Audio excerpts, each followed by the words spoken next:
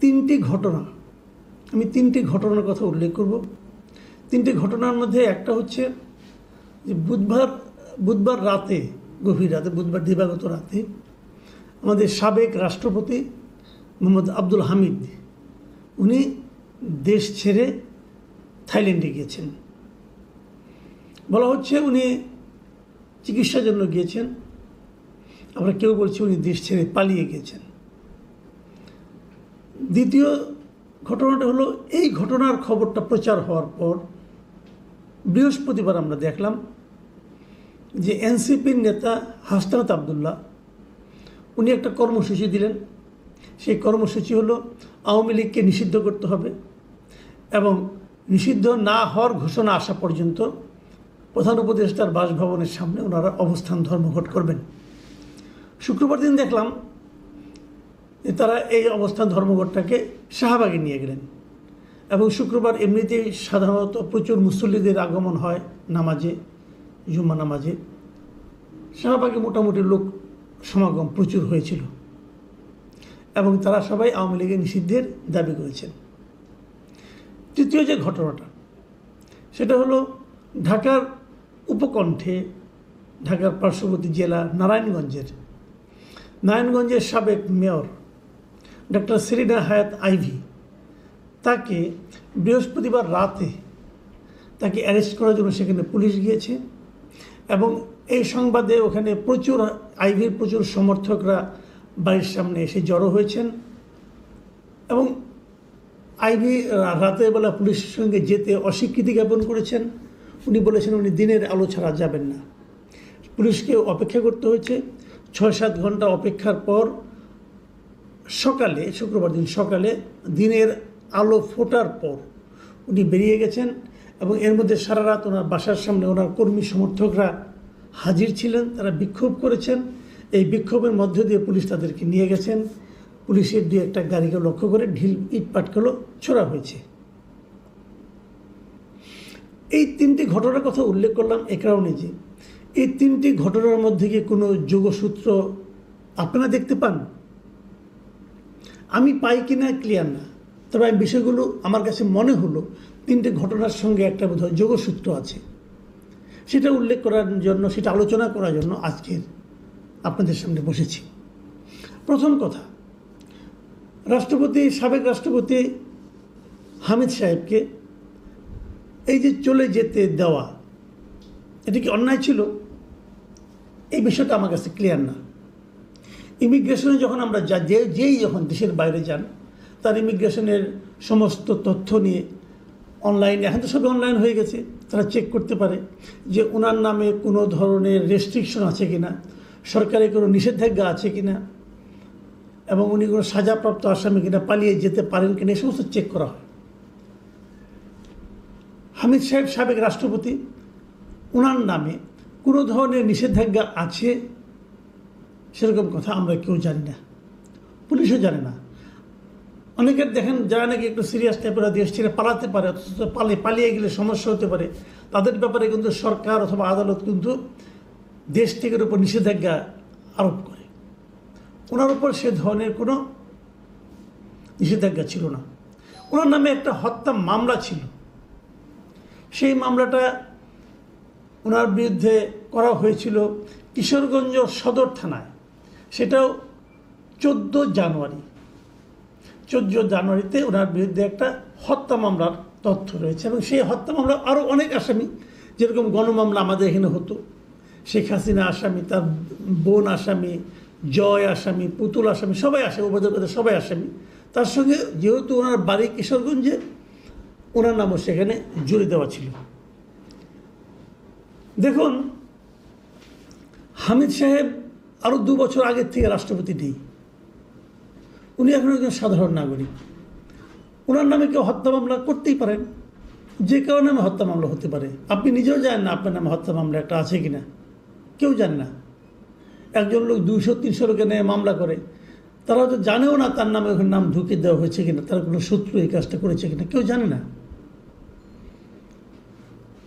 সেই হামিদ সাহেবের বিরুদ্ধে মামলা একটা হয়েছে, কারোর বিরুদ্ধে হত্যা মামলা হলেই কি তার বিদেশ গমনের উপর কোনো নিষেধাজ্ঞা থাকে?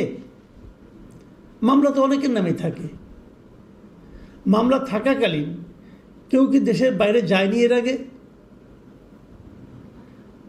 খালেদা জিয়া কি কখনো যাননি? ওনার বিরুদ্ধে মামলা অনেকগুলি ছিল, উনি বিদেশ গিয়েছেন।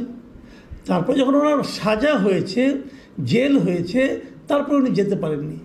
কিন্তু একটা মামলা থাকলে সে বিদেশ যেতে পারবে না, যে মামলার তদন্ত এখনো শেষ হয়নি। তাহলে তো এই দেশের কেউ বিদেশ যেতে পারবে না ভাই। আপনি তো সবার নামে একটা মামলা করে দিয়ে দিতে পারেন। তো উনি একজন সাধারণ নাগরিকের যে অধিকারটা, আমাদের সংবিধান তো আমাদের সেই অধিকারটা দিয়েছে। সংবিধান তো বলেছে একজন মানুষের চলাচলে, যাতায়াতে কোনো বাধা দেওয়া যাবে না। এটা সংবিধানের 34 এবং 102 ধারায় স্পষ্ট করে বলা হয়েছে যে বাংলাদেশে কোনো নাগরিককে যাতায়াতে বাধা দেওয়া যাবে না। তাহলে আপনি যদি না তার বিরুদ্ধে আদালতে সুনির্দিষ্ট নিষেধাজ্ঞা না থাকে, তো ওনার বিরুদ্ধে কোনো নিষেধাজ্ঞা ছিল না তো। কিন্তু এটাকে অপরাধ হিসেবে বিবেচনা করা হচ্ছে কেন? এবং এটাকে অপরাধ হিসেবে বিবেচনা করে এরই মধ্যে একজন এসপিকে, আপনার কিশোরগঞ্জের এসপিকে এবং ইমিগ্রেশনের এসপিকে এদেরকে প্রত্যাহার করা হয়েছে কেন? তারা কি এই শাস্তির যোগ্য? কোন অপরাধে বলতে হবে? তা না হলে হবে কি, আইন তো আপনি এক একজনের জন্য এক এক রকম হতে পারে না।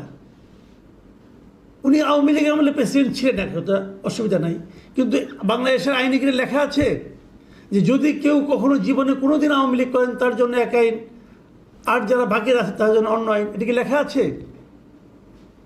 কিন্তু আইন উপদেষ্টা কি বললেন?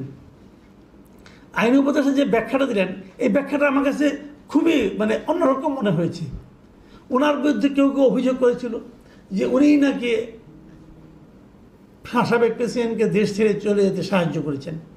এই অভিযোগটা যে ভুল, মিথ্যা, এটা প্রমাণের জন্য আইন উপদেষ্টা নিজে ওনার ফেসবুক স্ট্যাটাসে লিখেছেন যে আমার মন্ত্রণালয়ের অধীনে আছে নিম্ন আদালতের বিচারকরা।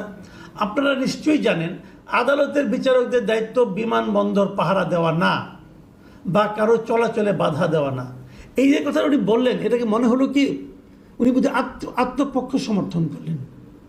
উনি বোধহয় বলতে চাইলেন যে এই কাজটা আমরা করিনি, আমি করিনি, আমার মন্ত্রণালয় করেনি। মানে কি কাজটা? ওনাকে যেতে দেওয়ার কাজটা। তো এটা তো ওনার কাছ থেকে আমরা আশা করি না। উনি বরং বলতে পারেন ওনার যেতে দেওয়াটা তো অবৈধ নয় আইন অনুযায়ী। উনি আইনের উপদেষ্টা, আইন মন্ত্রণালয়ের উপদেষ্টা।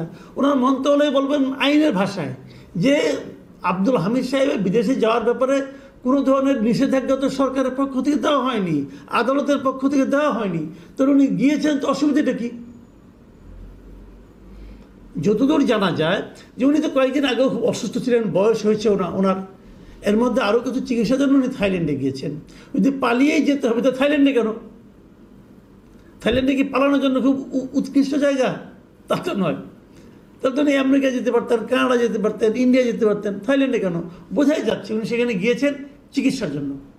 কিন্তু পরে দেখা গেল এই ঘটনাটাকে কেন্দ্র করে হাসনাত আবদুল্লাহরা দাবি তুললেন যে আওয়ামী লীগকে নিষিদ্ধ করতে হবে। হাসনাত আবদুল্লাহর দাবিটা আমি বুঝি, এনসিপির দাবিটা আমি বুঝি এই কারণে কি এই মুহূর্তে এনসিপির সামনে আর কোনো ইস্যু নাই। পলিটিক্যাল মুভমেন্টের জন্য একটা ইস্যু তো লাগে। ওনাদের রাজনৈতিক দল করেছেন, সেই দল ওনাদের কর্মকাণ্ডের কারণে তাদের জনপ্রিয়তা কমতে কমতে এমন একটা জায়গায় এসে ঠেকেছে যে তাদের রাজনীতি করা এখন কঠিন হয়ে পড়েছে। তারা বলেছিল তারা নাকি নতুন রাজনৈতিক বন্দোবস্ত আনবে। সেই বন্দোবস্তের কী চেহারা এখনও কেউ জানে না। এখনও তারা এই বন্দোবস্ত সম্পর্কিত একটা লিফলেট পর্যন্ত তৈরি করতে পারে না যে তারা নতুন বন্দোবস্ত বলতে কী বোঝাচ্ছেন। এই সময় তাদের জন্য একটা পপুলার ইস্যুকে সামনে নিয়ে এসে রাজনীতি করা ছাড়া আর কোনো উপায় নেই। এবং এই জন্যই তারা দাবি করেছেন যে তারা এই কাজটা করতে চান যে আওয়ামী লীগকে নিষিদ্ধ করতে হবে। যখন তারা আওয়ামী লীগকে নিষিদ্ধ করতে চাচ্ছেন, তখন এই যার কাছে চাচ্ছেন সেই সরকার প্রধান উনি কি বলেছিলেন? উনি কিন্তু সারাক্ষণ যতগুলো আমি ইন্টারভিউ দেখেছি যখনই এই প্রসঙ্গটা এসেছে উনি বলেছেন যে তার সরকারের আওয়ামী লীগকে নিষিদ্ধ করার কোনো পরিকল্পনা নেই, অথবা যদি সবগুলি রাজনৈতিক দল বলে তখন ভেবেচিন্তে দেখা যাবে। এখনও বিএনপি এর সংক্রান্ত কোনো কিছু বলেনি। কেন বলেনি? এটা বিএনপি রাজনীতি। আবার এদিকে দেখলাম গণ অধিকার পরিষদ বেশ উচ্চকণ্ঠে এদের পক্ষে সমর্থন দিচ্ছে, জামাতে ইসলামও দিচ্ছে। এভাবে একটা পলিটিক্যাল পার্টিকে নিষিদ্ধ করা যাবে কি যাবে না, এটা নিয়ে আবার দেখলাম সজীব আসিফ মাহমুদ সজীব ভিয়া উনিও কালকে দেখলাম একটা স্ট্যাটাস দিয়েছেন যে আওয়ামী যুবলীগ এবং স্বেচ্ছাসেবক লীগকে নিষিদ্ধ করা হচ্ছে। এই যে নিষিদ্ধ করা রাজনীতির মধ্যে আমরা ঢুকে যাচ্ছি, আমরা দেখেছি অতীতে যে নিষিদ্ধ করা রাজনীতি কোনো সুফল বয়ে আনে না। জামাতে ইসলামকে নিষিদ্ধ করার জন্য আওয়ামী লীগ অনেক চেষ্টা করেছিল এবং শেষ দিকে পেরেছিল, কিন্তু সেই নিষিদ্ধ করাতে জামাতের শক্তি কিছুমাত্র কমেনি, বরঞ্চ এটা আরও ক্ষতি বয়ে নিয়ে আসে। আমরা একটা গণতান্ত্রিক আবহাওয়ার দিকে যেতে চাচ্ছি, গণতান্ত্রিক পরিস্থিতির দিকে যেতে চাচ্ছি।